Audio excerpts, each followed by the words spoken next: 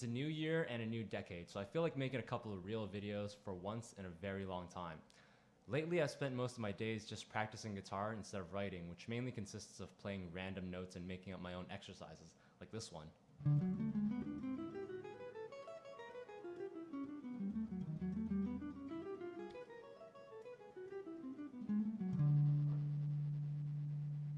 In one of these very sessions, I happened to strum out a very neat sounding chord, so I decided to work it out, and it ended up being pretty remarkable from a theory standpoint. This video is going to go hard on chord theory, so if you're looking for a quick lesson, you're in for a treat. So this was the chord.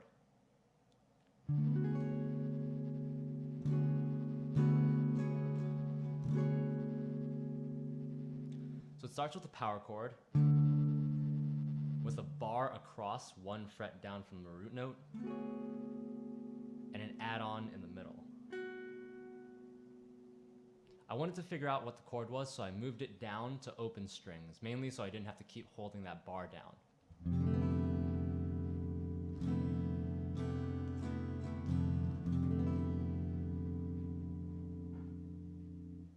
When I wrote those notes out, I noticed something pretty sweet. First, it's in C major, so no sharps and flats, which made it pretty easy to analyze and break down. The notes from bottom to top are FCDABE. If you look closely at the spelling of the chord, it contains one of each note in the scale except for G. That part I'm going to save for later. Because of the nature of how chords are constructed and different ways to phrase and invert them, you can analyze this as being pretty much any chord in the C major scale except for a G chord. But the simplest way is always the best, which is to start from the root and call this a variant of F, especially since the base of this is a power chord, which greatly reinforces the strength of that note. Before I start going over the remaining notes, I want to give a brief refresher on chord construction, triads, and added tones. The most basic chords are triads, which consist of a first, a third, and the fifth. These are built by skipping every other tone in the scale. So, an F triad is spelled out using FAC.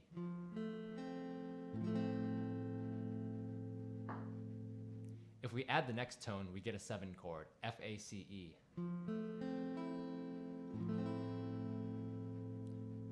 Add a G to that and you get F add 9, and so on.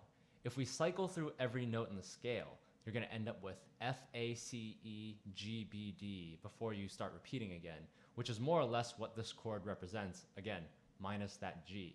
So let's look at the rest of the notes. After that initial power chord, FC, we get FCD.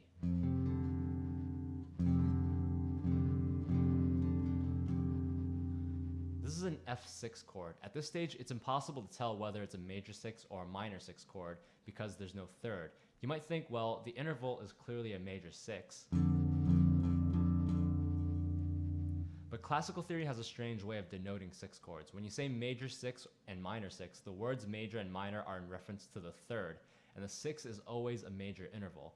If we're playing a chord with a minor 6 interval instead, which you actually see often in black metal,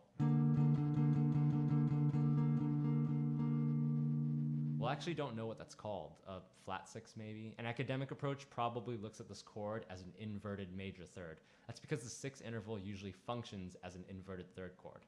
But back to the chord at hand. So the next note in the sequence is A, which is the major third of F. It's sitting right in the perfect spot to clear up the confusion. With FCDA, we have a very clear-cut F major 6. Now moving on to the next note, it's an open B. If we go back to that scale cycle, F, A, C, E, G, B, 1, 3, 5, 7, 9, 11. That makes this chord an F major 6 add 11. The 11th is a great note because it's also the 4th, which is a note that creates suspense when it replaces the 3rd.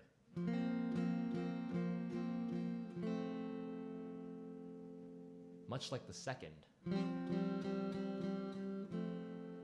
which gives us the add 9 chord. But for today's chord, the add 9 is our missing G. It's yet to be resolved, but we're almost there.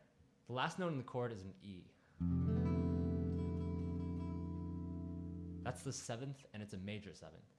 All it really does is cap off the chord, and I think it does so in a pretty nice way. So if we could somehow figure out a way to add that missing G note, then we would end up with what I would call an F add everything chord, otherwise the perfect chord, one that contains every single note in the scale voiced in a way that's harmonically interesting. So how do we go about adding that seventh note? Well, if we go with the simplest as the best method, then clearly I need to get a 7-string guitar. But a 7-string adds a B note to the bottom in standard, and it's not easy to get to a G from there in open position unless we detune. So what we can do is sub out a note and take out the A in our chord, and then detune the 7th string down to an A so that you end up with just an F power chord fingering and all other strings completely open. And that gives us an F add everything second inversion, since the 3rd note then becomes the root note. Alternatively, we can also sub the C out for an open A, keep the 7th string on B, and then just fret the 1st note as the C. Or if we're especially lazy, tune that B string up a half step, and then just use a single finger to play the entire chord by fretting the F on the 6th string. But in both cases, we're changing the root note, and if I'm playing this on a 7th string, I guarantee this would give us a much worse sounding chord than the one I'm playing right now, because the voicing is going to be completely different. Having this bright A, the major 3rd in the center of the chord, is essential to making it sound as cool as the way it does. And I really like that the base of this chord is the root power chord at the bottom, because of how strongly reinforced it is. So I really don't want to add to this chord by adding another string at the bottom. So where else can we find a G chord? I could play the chord as normal and hammer on the G at the E string, which sounds okay, but what I don't really like about that is it's taking out the very last note of the chord immediately after it's being played. Lately, what I've been doing is learning how to add taps to the end of my sweeps. So there are 2 ways I could potentially tap that missing G onto the end of this chord.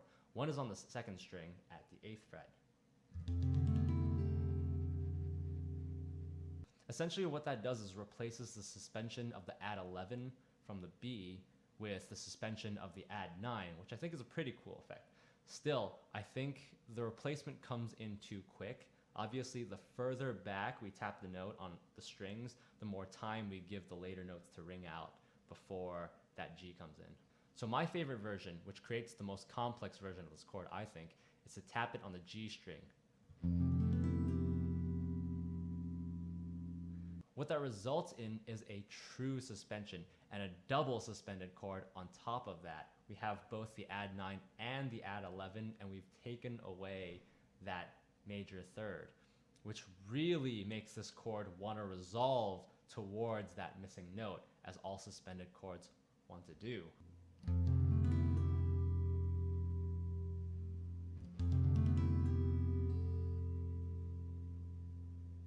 So one last time, this is the F add everything chord.